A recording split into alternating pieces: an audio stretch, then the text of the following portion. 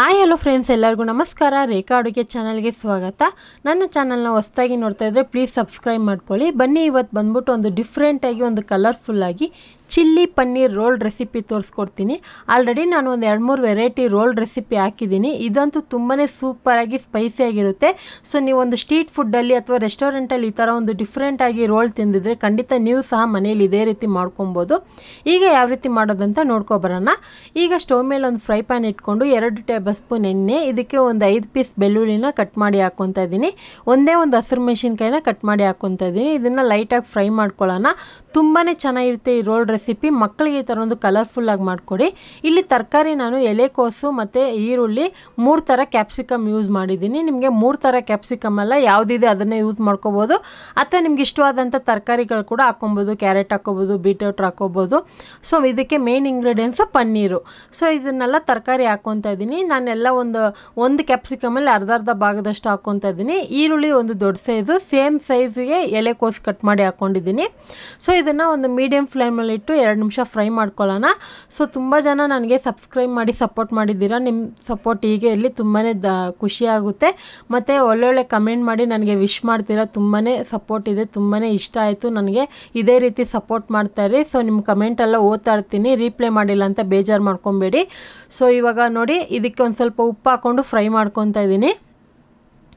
ಈಗ ಇದಕ್ಕೆ ನಾನು ಒಂದು 100 ಗ್ರಾಮ್ ಆಗೋಷ್ಟು ಪನ್ನೀರನ್ನ ಈ ಥರ ಫ್ರೆಂಚ್ ಫ್ರೈ ಇದರಲ್ಲಿ ಕಟ್ ಮಾಡಿ ಹಾಕ್ಕೊತಾ ಇದ್ದೀನಿ. ಯಾಕಂದರೆ ಇದು ನಿಮಗೆ ರೋಲಲ್ಲಿ ಸೊ ತಿನ್ನೋವಾಗ ಪ್ರತಿಯೊಂದು ಪೀಸು ಸಿಗಬೇಕು, ಆವಾಗ ಟೇಸ್ಟ್ ನಿಮಗೆ ಚೆನ್ನಾಗಿರುತ್ತೆ. ಸೊ ಪನ್ನೀರ್ ಇಷ್ಟಪಡೋರು ಎಷ್ಟೋ ವೆರೈಟಿಗಳು ಮಾಡ್ಬೋದು. ಆಲ್ರೆಡಿ ನಾನು ಪನ್ನೀರಲ್ಲಿ ತುಂಬ ರೆಸಿಪಿ ಹಾಕಿದ್ದೀನಿ. ಇನ್ನೂ ನಿಮ್ಗೆ ಯಾವ ಥರ ರೆಸಿಪಿ ಬೇಕಂದ್ರೆ ಕಮೆಂಟ್ ಮಾಡಿ ತಿಳಿಸಿ. ತುಂಬ ಜನ ಹೊಸ ರೆಸಿಪಿನೂ ಫಾಲೋ ಮಾಡಿ ತುಂಬಾ ಇಷ್ಟಪಟ್ಟು ಕಮೆಂಟ್ ಆಗ್ತಾಯಿದ್ದೀರಾ. ಎಲ್ಲ ರೆಸಿಪಿನೂ ಇಷ್ಟಪಡ್ತಾಯಿದ್ದೀರಾ. ಸೊ ಇವಾಗಿನ ಬರೋವಂಥ ಹೊಸ ರೆಸಿಪಿನೂ ಪ್ಲೀಸ್ ನೋಡಿ. ಸೊ ತುಂಬ ಜನ ಸಬ್ಸ್ಕ್ರೈಬ್ ಮಾಡದೆ ನೋಡ್ತಾ ಇದ್ದೀರಾ, ಪ್ಲೀಸ್ ಸಬ್ಸ್ಕ್ರೈಬ್ ಮಾಡ್ಕೊಂಡು ನೋಡಿ.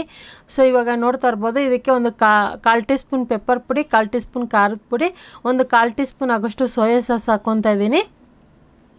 ಮತ್ತು ಇದಕ್ಕೆ 1 ಟೇಬಲ್ ಸ್ಪೂನು ಟೊಮೊಟೊ ಸಾಸ್ ಹಾಕ್ಕೊತಾ ಇದ್ದೀನಿ. 1 table spoon red chilli sauce ಹಾಕ್ಕೊತಾ ಇದ್ದೀನಿ. ಸೊ ಈ ಚಿಲ್ಲಿ ರೆಸಿಪಿ ಅಂತ ಬಂದಾಗ ಸಾಸ್ ಯೂಸ್ ಮಾಡಿದ್ರೆ ನಿಮಗೆ ಟೇಸ್ಟ್ ಅನ್ನೋದು ಸಿಗೋದು. ನೀವು ಮಕ್ಕಳಿಗೆ ಈ ಥರ ಲಂಚ್ ಬಾಕ್ಸ್ ಕೂಡ ಪ್ರಿಪೇರ್ ಮಾಡ್ಕೊಡ್ಬೋದು. ಸೊ ನಾನು ಹೇಳಿದ್ನಲ್ಲ, ನಿಮಗೆ ಕ್ಯಾಪ್ಸಿಕಮ್ ಅಂತನೆಲ್ಲ ನಿಮ್ಗೆ ಇಷ್ಟವಾದಂಥ ತರಕಾರಿನೂ ಹಾಕ್ಕೊಬೋದು. ಇದು ತುಂಬ ಟೈಮ್ ಹಿಡಿಯಲ್ಲ, ಒಂದು 5 ನಿಮಿಷಕ್ಕೆ ಇದು ಸ್ಟಫಿಂಗ್ ರೆಡಿ ಆಗುತ್ತೆ. ಸೊ ಇವಾಗ ನೋಡ್ತಾ ಇರ್ಬೋದು, ನಾನು ಸಾಸಲ್ಲಿ ಹಾಕಿದ್ಮೇಲೆ 1 ನಿಮಿಷ ಫ್ರೈ ಮಾಡಿ ಸ್ಟವ್ ಆಫ್ ಮಾಡಿಕೊಂಡೆ. ಸೊ ನಾರ್ಮಲಾಗಿ ಮನೆಯಲ್ಲಿ ಚಪಾತಿ ಹಿಟ್ಟು ಮಾಡಿದಾಗ ಈ ಥರ ಮಾಡಿಕೊಡಿ. ನಾನು ನಾರ್ಮಲಾಗಿ ಗೋಧಿ ಹಿಟ್ಟಲ್ಲಿ ಚಪಾತಿ ಹಿಟ್ಟು ಕಲಸಿಟ್ಟಿದ್ದೆ. ಸೊ ಅದರಲ್ಲೇ ಒಂದು ಉಂಡೆ ತಗೊಂಡು ನಾನು ಚಪಾತಿ ಥರ ಲಟ್ಟಿಸ್ಕೊತಾ ಇದ್ದೀನಿ. ಸೊ ನೀವು ಬೇಕಂದರೆ ಮೈದಾ ಕೂಡ ಯೂಸ್ ಮಾಡ್ಕೋಬೋದು, ಅಥವಾ ಗೋಧಿ ಹಿಟ್ಟು ಮೈದಾ ಹಿಟ್ಟು ಎರಡೂ ಮಿಕ್ಸ್ ಮಾಡ್ಕೋಬೋದು. ನಾನು ಯಾವುದೇ ರೀತಿ ಇದಕ್ಕೆ ಎಕ್ಸ್ಟ್ರಾ ಏನೂ ಹಾಕಿಲ್ಲ.